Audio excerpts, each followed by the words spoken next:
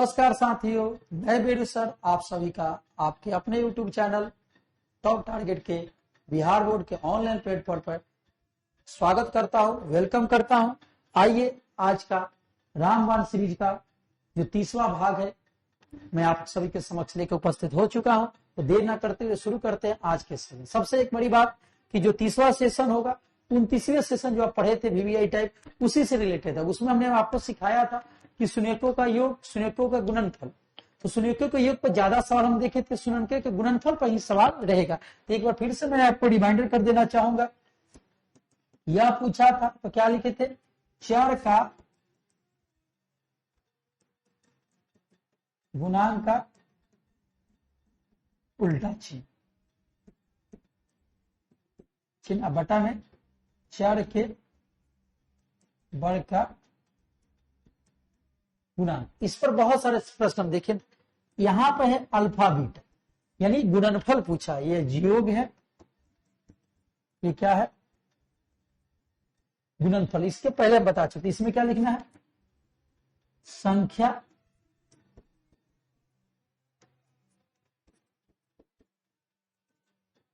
बटा में यही लिख देना है चर के वर्ग का गुणांक। इसलिए हम आशा करते हैं आपको ज्यादा समझाने की जरूरत नहीं पड़ेगी। चलिए आइए क्वेश्चन देखते हैं। यहाँ पर गुणनफल पूछा है। पहले त्रिघात, इसका फॉर्मूला मैंने आपको बताया था उस समय कि त्रिघात क्या हो, शून्यकों गुणनफल पूछे अल्फा बीटा गामा, तो माइनस डी बटा ए होता है, यानी ऑप्शन नंबर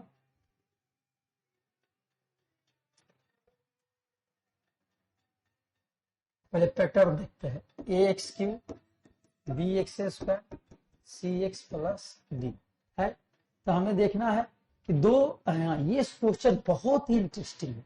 चलिए 7 नंबर से खुला है, पहले इसको समझ, बहुत इंटरेस्टिंग है। क्या देखिए, दो बहुपद का इसका शून्य क्या होता है, अल्फा होता है, बीटा होता है और गामा होता है। दो कोई अगर शून्य हम जीरो ले लेते हैं, दो शून्य बहुपद एक शून्य का शून्य होता है, तो दो शून्यकों का गुणनफल ज्ञात करें। दो शून्य को गुणनफल, मान लीजिए कोई जीरो लेते, कोई अल्फा बराबर जीरो ले लेते, तो चलिए हम क्या करेंगे, अल्फा का मान जीरो हो गया तो ये हट गया, बीटा गामा बचा।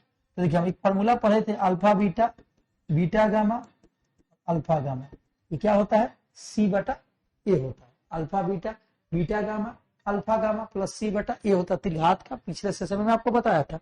यह जीरो हो गया तो जीरो गुना बीटा, बीटा गामा और जीरो गुना गामा बराबर सी बटा ए। यह जीरो बीटा गामा और यह जीरो बराबर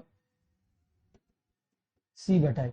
यह सब हट गया तो क्या बचा, बीटा गामा बराबर सी बटा ए, जो कि ऑप्शन नंबर क्या हो जाएगा, बी।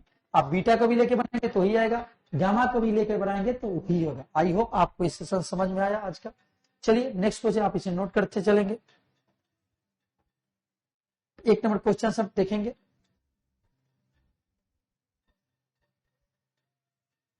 एक नंबर क्वेश्चन है हमारा, a इंटू बी मतलब गुणनफल पूछा। तो संख्या, तो संख्या कितना है 5 और बटा में यानी 5, ऑप्शन नंबर क्या हो जाएगा ए। आपको बहुत ही सिंपल है, संख्या बटा में 1 यानी 5 आंसर आएगा। चलिए नेक्स्ट क्वेश्चन को देखते हैं। नेक्स्ट क्वेश्चन हमारा है कि संख्या, देखिए 10 है, 10 बटा 1 यानी 10 हो जाएगा। आप इसे प्रैक्टिस करके आप आंसर कमेंट करेंगे। नेक्स्ट क्वेश्चन है, ये भी है, -6 बटा 1, -6 होगा आंसर। नेक्स्ट क्वेश्चन, इसे हम क्या करेंगे, गुना कर लेंगे, 2 - x और -1, तो 2 - x स्क्वायर माइनस माइनस क्या होता है प्लस। अब इसे सजा देंगे,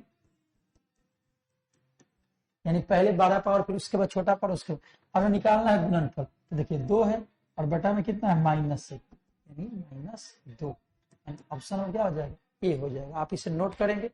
चलिए नेक्स्ट क्वेश्चन को देखते हैं। आप इससे प्रैक्टिस करेंगे और आंसर कमेंट करेंगे। इसे बना देते हैं, अल्फा बटा 4 है तो 4 से हमें कोई मतलब नहीं है, इसका -4 और बटा में 1 यानी -4 आ गया। अब हमें कितना से भाग देना है आंसर में, 4 से, -1 आ जाएगा, -1 क्योंकि 4 से भाग देते चलना ना, 4 लिखा गया है। चलिए आइए नोट करेंगे, नेक्स्ट क्वेश्चन में देखते हैं। ये आपको क्वेश्चन में पहले ही बता दिया, 8 ये फॉर्मूला ही पूछा है, alpha beta gamma minus D बटा, ये होता है नहीं, ऑप्शन नंबर सी होगा। चलिए प्यारे बच्चों, नेक्स्ट क्वेश्चन पर बढ़ते हैं अपने। यानी आज के तीसरे से वीवीआई टाइप में रामबाण के सेशन में टोटल 8 क्वेश्चन का अध्ययन कराया मैंने आपको।